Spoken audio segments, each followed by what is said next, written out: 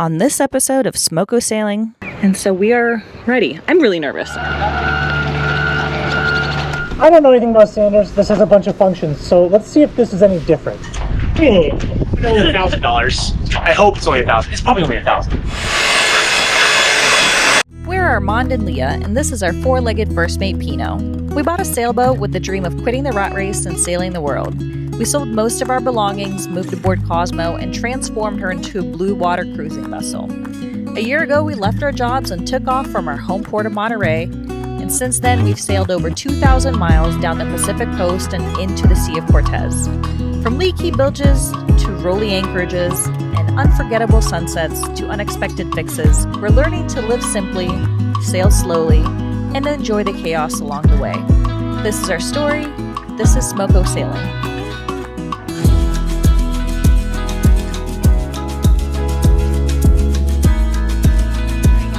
Haul out day. Woke up today to an extremely foggy morning, to the point where we're looking outside of our portholes. We can't see the boats next to us.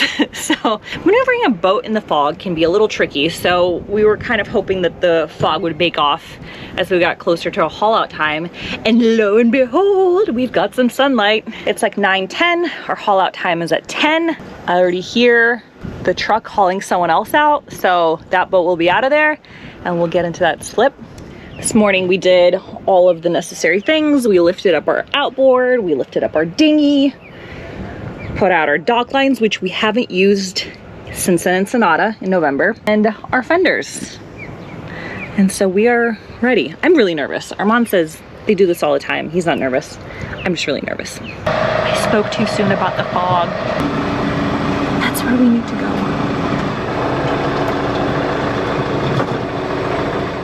Like responsible sailors and unaspiring YouTubers, we didn't film the docking, although we wish we did because it would capture the one time I steered the boat perfectly up to the dock. San Carlos Marina is rather shallow and we had to time our haul out perfectly with the changing tides.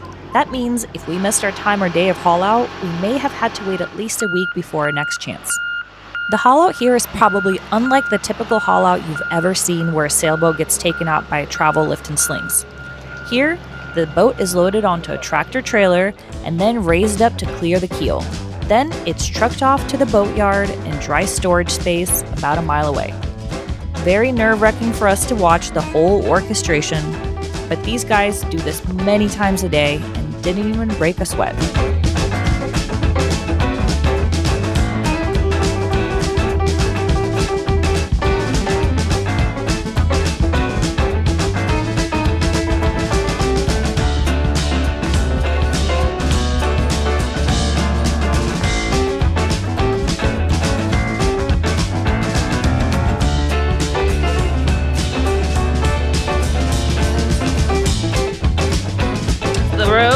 That leads to dry storage.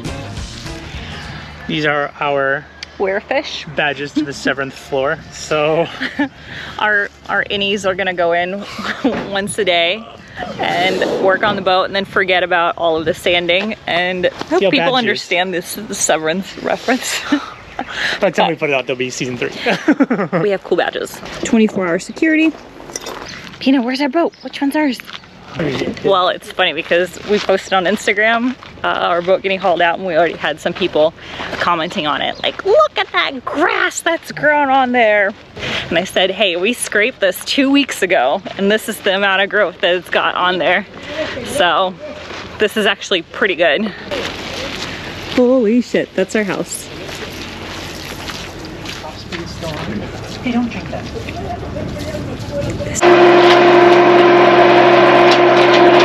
We've got a 2-story house now. Hi, people. Don't fall. So for inquiring minds that are wondering exactly what we're doing here in the boatyard, let me explain. What we have in our boat is several different coats of stuff. The top layer being anti-fouling. The second, we're not exactly sure what it is because whoever did our boat work last put it on, but there is some kind of coat past the anti-fouling. And then there's another white layer. So what we're trying to do is get the anti-fouling off, get that layer off so that we're down to this. and we're doing that either through sanding or through scraping. So once we get all of that stuff scraped off, which is probably going to be the longest part of this entire process, that's when we put on the barrier coat, and then we put on the copper coats. So the first thing that I'm going to do is start removing whatever is left of our anti-fouling, which is not going to be much.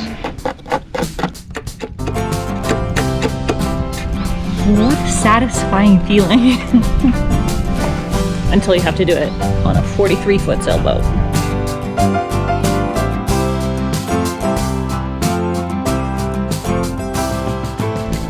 All right, for a couple of days we were using this type of sander. It's just a simple Ryobi sander. My neighbor, Terry, a guy I just met, he said to try his tool, which is a Bosch sander. I don't know anything about sanders. This has a bunch of functions, so let's see if this is any different. I hope it is, because that took all day.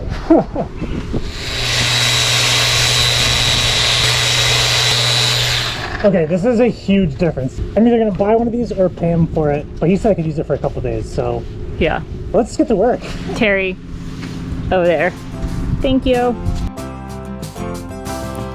Armand put in some hours on Terry's Bosch sander, and I continued alternating between the Ryobi sander and chipping away at the hull. We hardly made a dent. So we're gonna talk. When we first started, we were sanding with sanders that we've used for other projects that worked just... used for the teak. Yeah, that worked just fine, right? Yeah. And for delicate teak. it took me more than a day just to do the rudder. A neighbor of ours saw us struggling and rented us this really nice Bosch sander for $300. Orbital, 6-inch orbital. Yeah, there you go. We're gonna be using this thing a ton, so I told him, hey, we'd probably buy one because by the time we're done with it, we're gonna put some more miles on it. Yeah. So that's the nice thing to do. Might break by the time we're done. So $325 is that charge. So we're doing some research online, and there's this thing called sandblasting, and they're recommending I could sandblast. For sandblasting, it's gonna be $1,500 because it takes 5 days.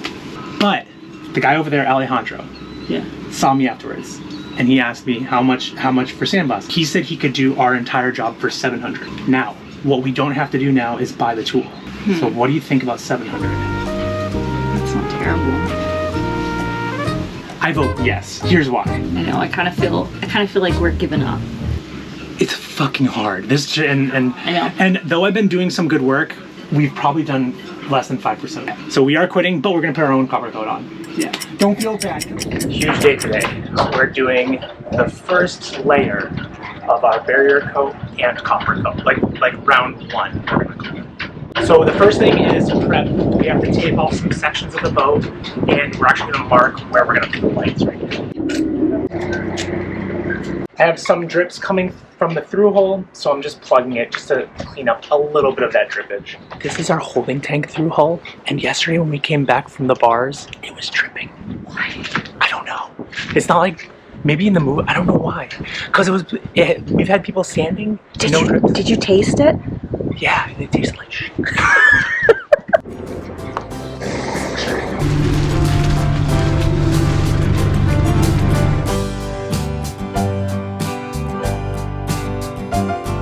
And the fun part is we get to decide where to put the lights. The recommendation is between 6 and 16 inches from the water line.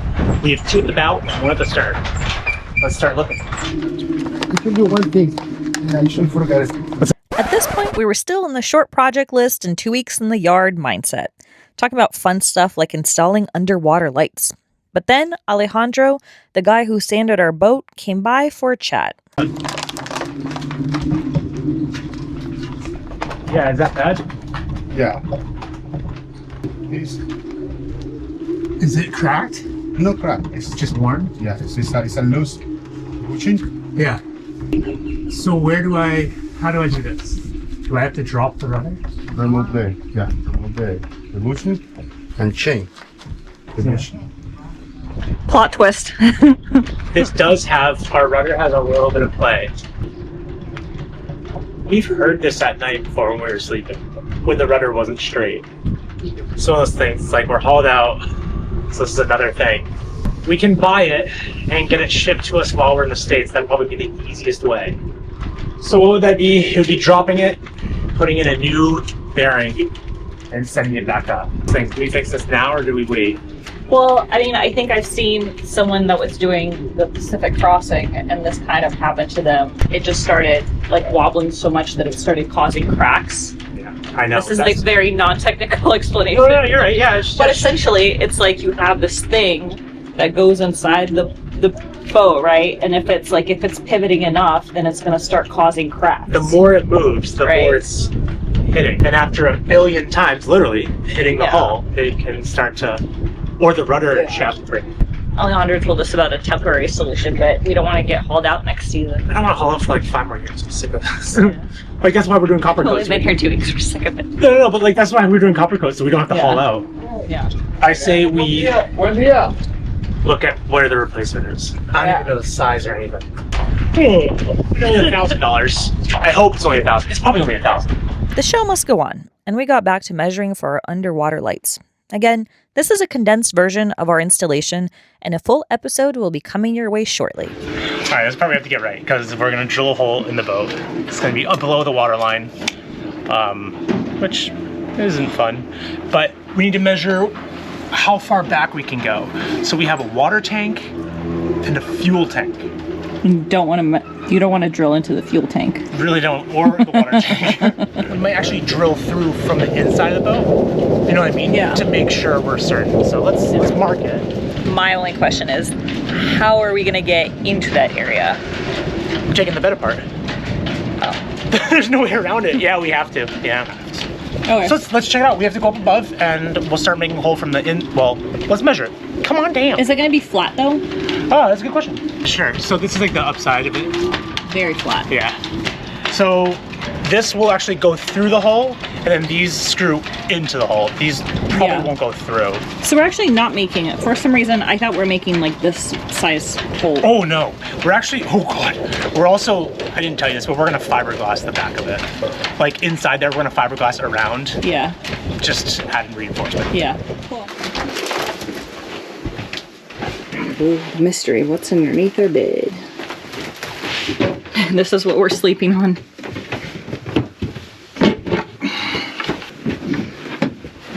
What do you think about right there?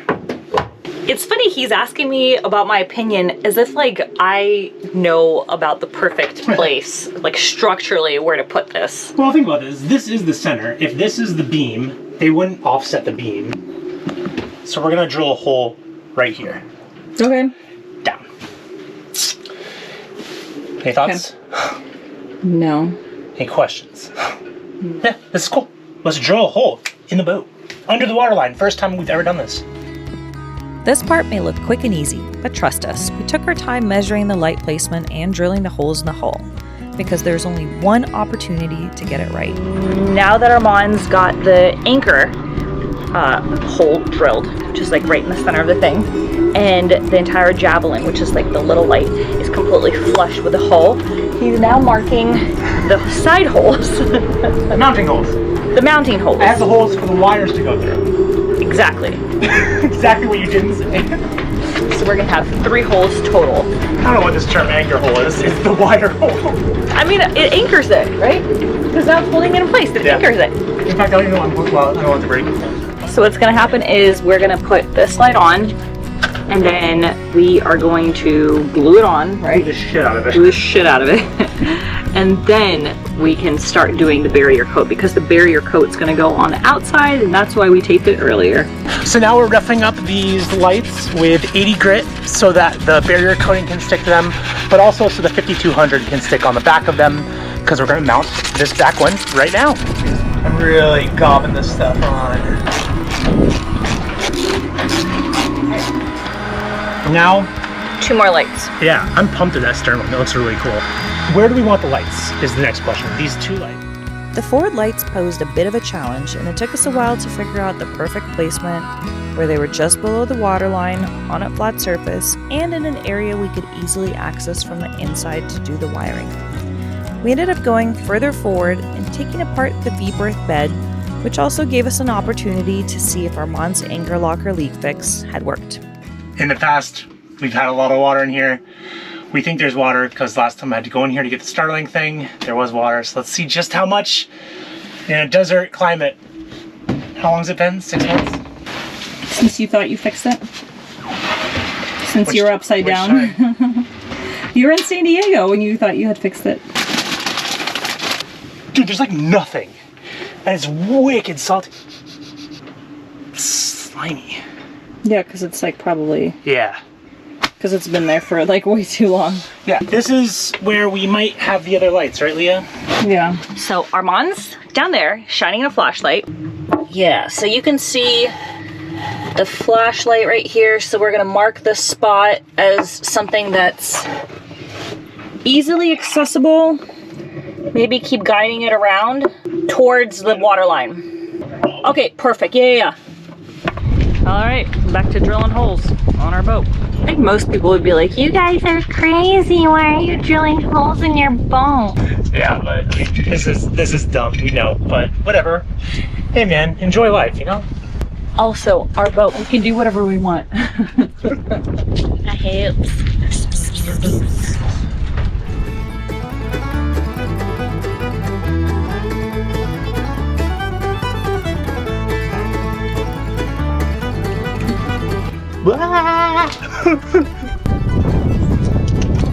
The current setup.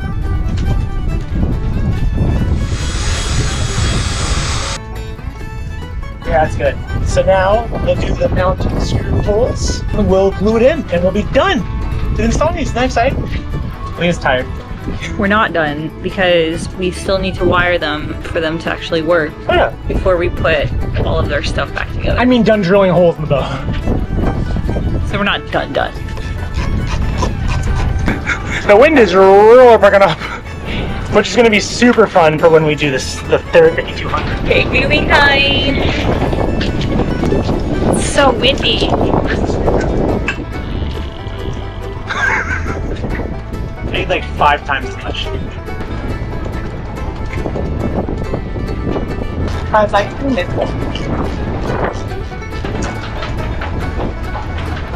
Well, it's gonna get glued, no? it's going to get fiberglass. Yeah, I'm going to fiberglass the shit out of it. And the barrier. The light installation took a lot longer than we planned, and we couldn't get to the barrier coat application that day, or in this episode. Thanks for watching, and join us next time as we start the copper coat application and see the other challenges that Cosmo throws our way.